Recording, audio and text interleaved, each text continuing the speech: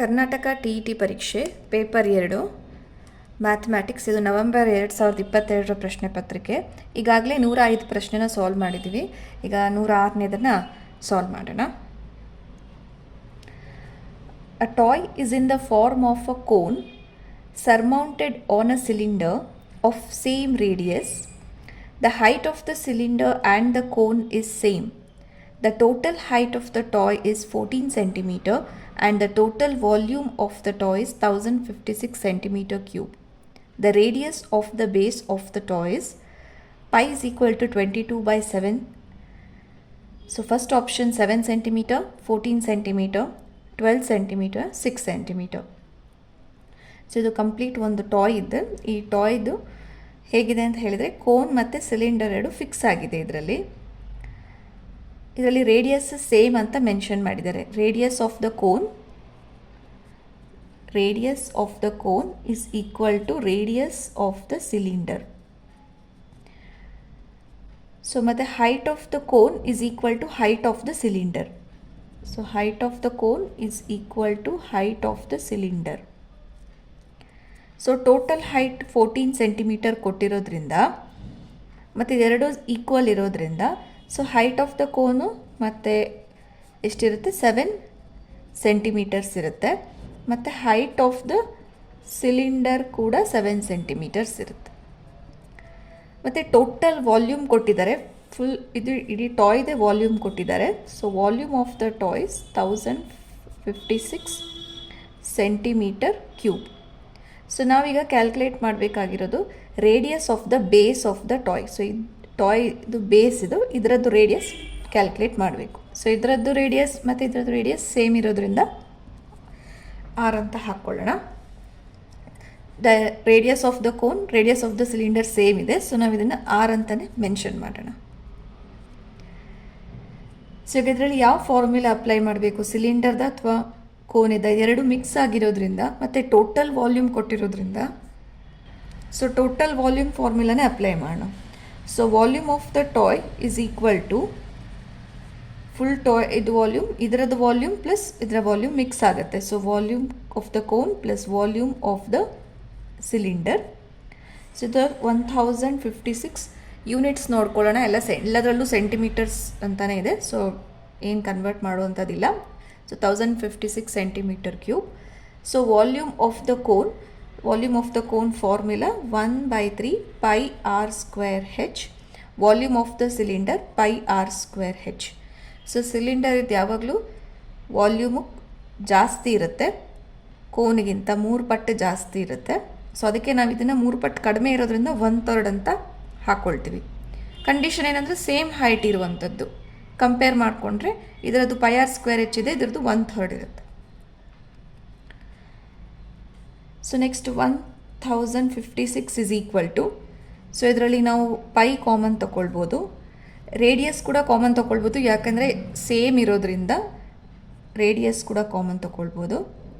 Height ಕೂಡ common ತೊಗೊಳ್ಬೋದು, ಯಾಕೆಂದರೆ ಎರಡು ಹೈಟ್ ಕೂಡ ಸೇಮ್ ಇದೆ. ಸೊ ನಾವು ಇದನ್ನು ಈಕ್ವಲ್ ಟು ಹೆಚ್ ಅಂತ ಹಾಕ್ಕೊಳ್ಳೋಣ. ಸೊ ಕಾಮನ್ ತೊಗೊಂಡಾಗ ಇದರಲ್ಲಿ ಉಳಿಯುವಂಥದ್ದು 1/3.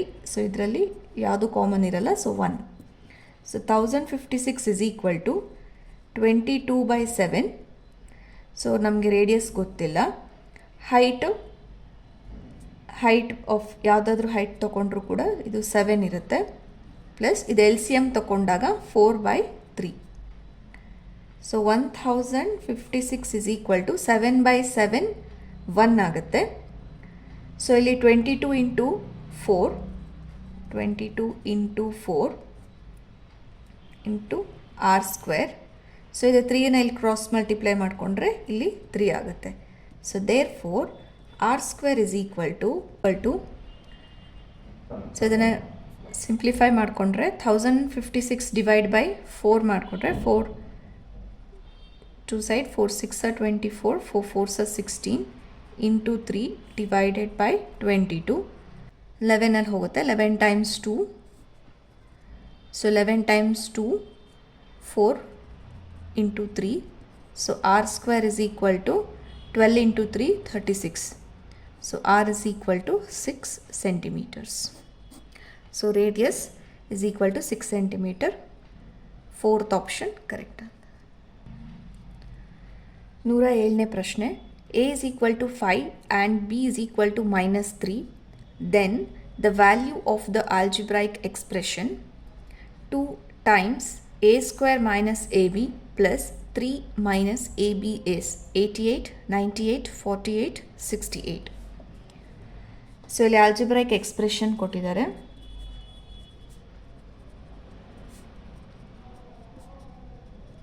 Algebraic expression 2 times a square minus ab plus 3 minus ab.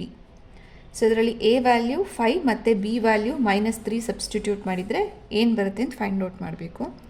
So ಇದು ಆಲ್ಜಿಬ್ರೈಕ್ ಎಕ್ಸ್ಪ್ರೆಷನ್ ಆಗುತ್ತೆ. ಅದೇ ನಾವು ಇದನ್ನು ಈಕ್ವಲ್ ಟು 5 ಅಥವಾ ಈಕ್ವಲ್ ಟು 3 ಅಂತೇನಾದರೂ ಬರೆದಿದ್ದರೆ ಸೊ ಅವಾಗ ಅದು ಈಕ್ವೇಷನ್ ಆಗ್ತಿತ್ತು. ಸೊ ಇದೇ ಎಕ್ಸ್ಪ್ರೆಷನಿಗೆ ನಾವು ಈಕ್ವಲ್ ಟು 0 ಅಥವಾ ಈಕ್ವಲ್ ಟು 3 ಈ ಥರ ಏನಾದರೂ ಒಂದು ಕ್ವಾಂಟಿಟಿ ಕೊಟ್ಟಿದ್ದಿದ್ರೆ ಸೊ ಅವಾಗ ಅದು ಈಕ್ವೇಷನ್ ಆಗ್ತಿತ್ತು. So less than or equal to 0, greater than or equal to 0 ಈ ಥರ ಕೊಟ್ಟಿದ್ದಿದ್ರೆ ಇನ್ಈಕ್ವಾಲಿಟಿ ಆಗ್ತಿತ್ತು. ಸೊ 3 ಥಿಂಗ್ಸ್ ನಮಗೆ ಗೊತ್ತಿರಬೇಕು: expressions, equations, inequalities. So inequality sign ಇರೋದ್ರಿಂದ ಇದಕ್ಕೆ ಕಂಪ್ಲೀಟ್ ಎಕ್ಸ್ಪ್ರೆಷನಿಗೆ ಈ ಥರ ಬರೆದಿದ್ದಿದ್ರೆ ಅದು ಇನ್ಈಕ್ವಾಲಿಟಿ ಆಗ್ತಾಯಿತ್ತು. ಓಕೆ, ನಾವು ಇದರಲ್ಲಿ ಸಬ್ಸ್ಟಿಟ್ಯೂಟ್ ಮಾಡಿ ಸಾಲ್ವ್ ಮಾಡೋಣ. So 2 into, so a is equal to 5, so 5 square minus 5 into -3 plus 3 minus 5 into -3. So this implies 2 into 25 plus 15 plus 3 minus times minus plus 15. So this implies 2 into 25 plus 15, 40 plus 18. So 82 plus 18. 40 times 2, 8 plus 18.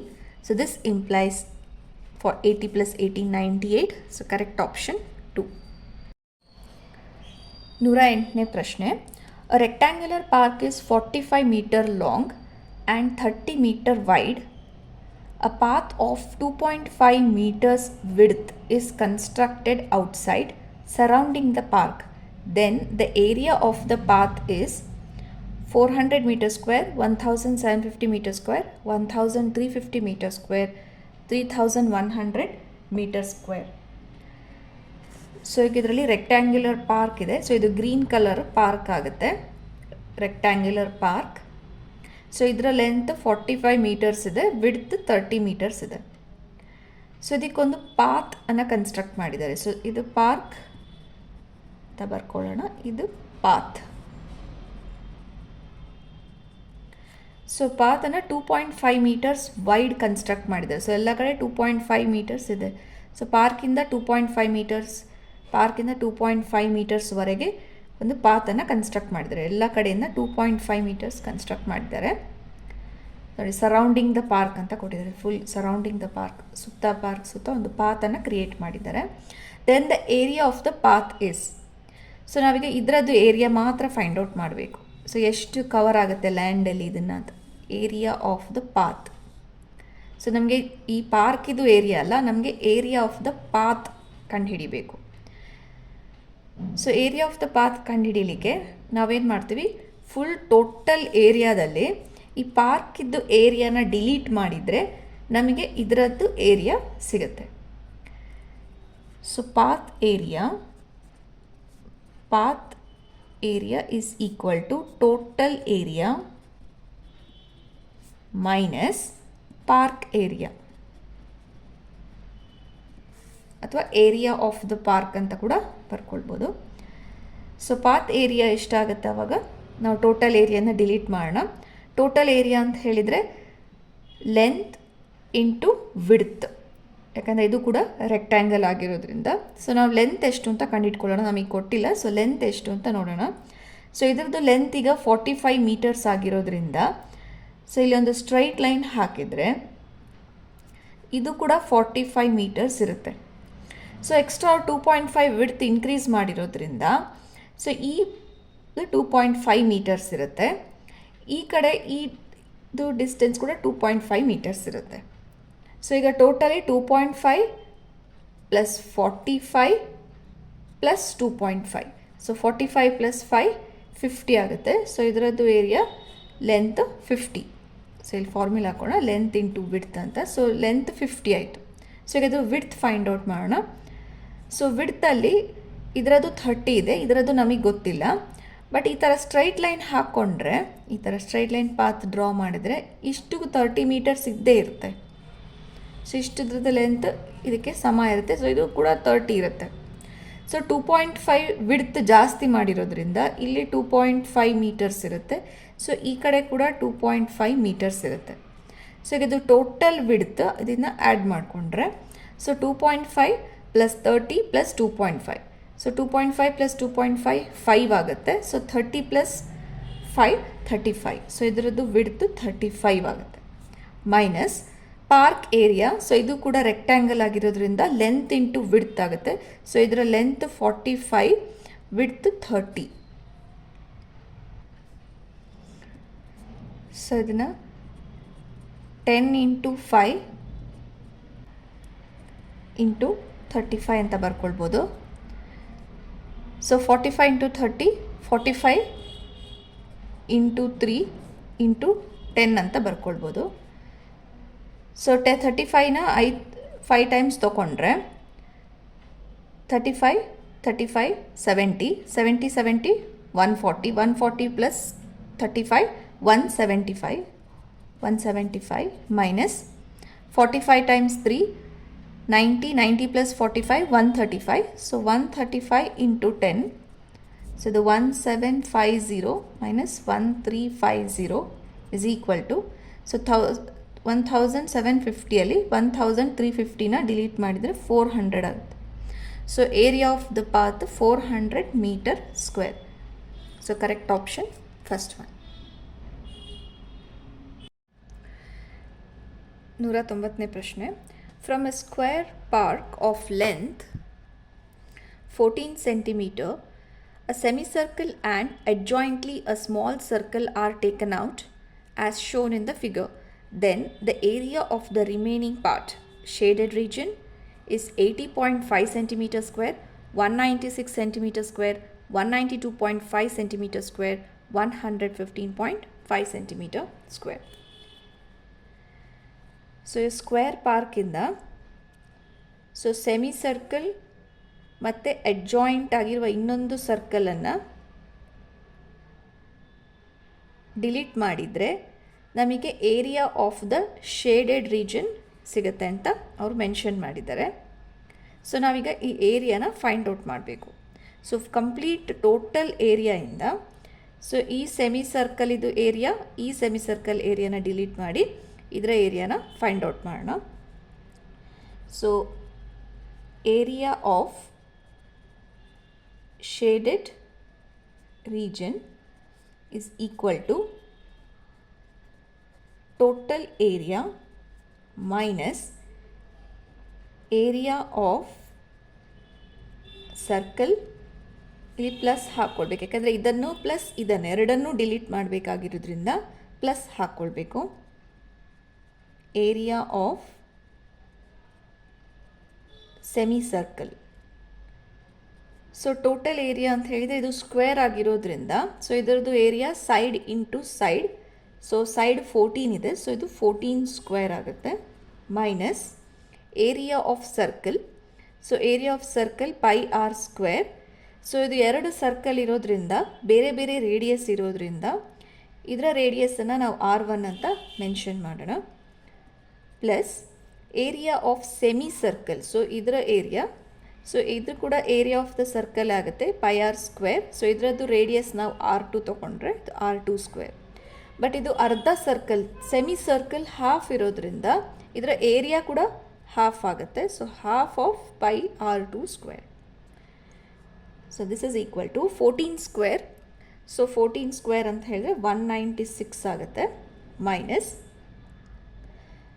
Pi value 22/7 into so radius, ಇದರದ್ದು radius ಎಷ್ಟಾಗುತ್ತೆ ನೋಡಿ so ಇದು complete circle ಇದು diameter 7 centimetre ಆಗುತ್ತೆ. So ಇದು 7 centimetre ಆದರೆ so ಇದರದ್ದು radius half of 7 centimetres which is 3.5 centimetres. So 3.5 whole square ಇದೆ, ನಾವು 3.5 ಇಂಟು 3.5 ಅಂತ ಬರ್ಕೊಳ್ಳೋಣ. ಪ್ಲಸ್ ಸೊ ಇದು ಹೇಗೆ 7 ಅಂತ ಗೊತ್ತಾಗಲಿಲ್ಲ ಅಂದರೆ ಇದು ಡಯಾಮೀಟರ್ 14 ಇದೆ, ಇದು 7 ಆಗುತ್ತೆ. ಇದು ರೇಡಿಯಸ್ 7 ಆದಾಗ ಇಲ್ಲಿಂದ ಇಲ್ಲಿ ಕೂಡ ರೇಡಿಯಸ್ 7 ಆಗುತ್ತೆ. So this is also 7. So ಇದು 7 ಆದರೆ ಇದು ಕೂಡ 7 ಆಗಬೇಕು, ಯಾಕೆಂತಂದರೆ ಇದು ಟೋಟಲ್ 14 ಅಲ್ಲ. So 7 plus 7. ಸೊ ಹಾಗಾಗಿ ಇದರದ್ದು ಡಯಾಮೀಟರ್ 7 ಆಗುತ್ತೆ, ರೇಡಿಯಸ್ 3.5 ಆಗುತ್ತೆ. Next half of 22/7 into so ಇದರದ್ದು ರೇಡಿಯಸ್ 7 ಸ್ಕ್ವೇರ್ ಆಗುತ್ತೆ 49. ಸೊ 196 ಮೈನಸ್ ಸೊ 3.5 ಅಂದರೆ ಈಗ 7 ಟೇಬಲಲ್ಲಿ 7 ಟೈಮ್ಸ್ 1 7 ಟೈಮ್ಸ್ 5 ಆಗುತ್ತೆ. 7 5 35 ಆಗುತ್ತೆ. ಬಟ್ ಈ 3.5 ಇರೋದ್ರಿಂದ ಸೊ ನಮಗೆ 7 ಇಂಟು 0.5 ಆಗುತ್ತೆ. 7 ಟೈಮ್ಸ್ 1 7 ಇಂಟು 0.5 ಆಗುತ್ತೆ into 3.5 plus 2 times 1 2 times 11 into 7 times 1 7 times 7. So 196 minus so 22 into 0.5 ಅಂದರೆ 0.5ನ ನಾವು ಯಾವ ಥರ ಫ್ರ್ಯಾಕ್ಷನಲ್ಲಿ ಬರಿಬೋದು, 0.5ಅನ್ನು ಹಾಫ್ ಅಂತ ಕೂಡ ಬರಿಬೋದು. ಸೊ 22 ಇಂಟು 0.5 ಬರೆದ್ರು ಒಂದೇ, 22 ಇಂಟು ಹಾಫ್ ಅಂತ ಬರೆದ್ರು ಒಂದೇ. ಸೊ 22ದು ಹಾಫ್ ಎಷ್ಟಾಗುತ್ತೆ, 11 ಆಗುತ್ತೆ. So 11 into 3.5 plus 11 into 7. 196 minus so ಇದನ್ನು ಎರಡು ವೇಯಲ್ಲಿ ಸಾಲ್ವ್ ಮಾಡ್ಬೋದು. 11 ಕಾಮನ್ ತೊಗೊಂಡು 3.5 ಪ್ಲಸ್ 7 ಅಂತ ಕೂಡ ಕ್ಯಾಲ್ಕುಲೇಟ್ ಮಾಡ್ಬೋದು, ಡಿಸ್ಟ್ರಿಬ್ಯೂಟಿವ್ ಲಾ ಹಾಕ್ಬೋದು. ಸೊ ಇನ್ನೊಂದು ಮೆಥಡ್ ಏನಂದರೆ 3.5 into 11. So any number into 11 ಇದ್ದಾಗ ಯಾವ ಥರ ಸಿಂಪಲಾಗಿ ಸಾಲ್ವ್ ಮಾಡ್ಬೋದು ನೋಡಿ, ಎಸ್ಪೆಷಲಿ 11 ಇದ್ದಾಗ ಮಾತ್ರ. ಸೊ ಇನ್ನೊಂದು ನಂಬರನ್ನು 3 5 ಅಂತ ಕೊಟ್ಟಿದ್ದಾರೆ. ಸೊ ನಾವು ಇದನ್ನು ಸ್ವಲ್ಪ ಸಪ್ರೇಟಾಗಿ ಬರ್ಕೊಳ್ಳೋಣ. 3 5 ಇದೆರಡನ್ನು ಆ್ಯಡ್ ಮಾಡಿದ್ರೆ 3 + 5 8 ಆಗುತ್ತೆ. ಸೊ ಇದರದ್ದು ಮಿಡಿಲ್ ನಂಬರ್ ಆಗುತ್ತೆ. ಸೊ 2 ಡಿಜಿಟ್ ಇದ್ದಾಗ 3 ಡಿಜಿಟ್ ಆನ್ಸರ್ ಬರುತ್ತೆ ಇಲ್ಲಿ. ಸೊ ಡೆಸಿಮಲ್ ಎಲ್ಲಿದೆ ಅಂತ ಹೇಳಿದರೆ 1 ಡಿಜಿಟ್ ಮುಂಚೆ ಬರೆದಿದ್ದಾರೆ. ಸೊ ಇಲ್ಲೂ ಕೂಡ ನಾವು 1 ಡಿಜಿಟ್ ಮುಂಚೆ ಡೆಸಿಮಲ್ ಹಾಕೋಣ. ಸೊ 38.5 ಆಗುತ್ತೆ. ಸೊ ಇದು 38.5 ಪ್ಲಸ್ 77. ಸೊ ಇದು ಡಿಸ್ಟ್ರಿಬ್ಯೂಟಿವ್ ಲಾ ಹಾಕಿ ಕೂಡ ಸಿಂಪಲಾಗಿ ಸಾಲ್ವ್ ಮಾಡ್ಬೋದು. So 38.5 plus 77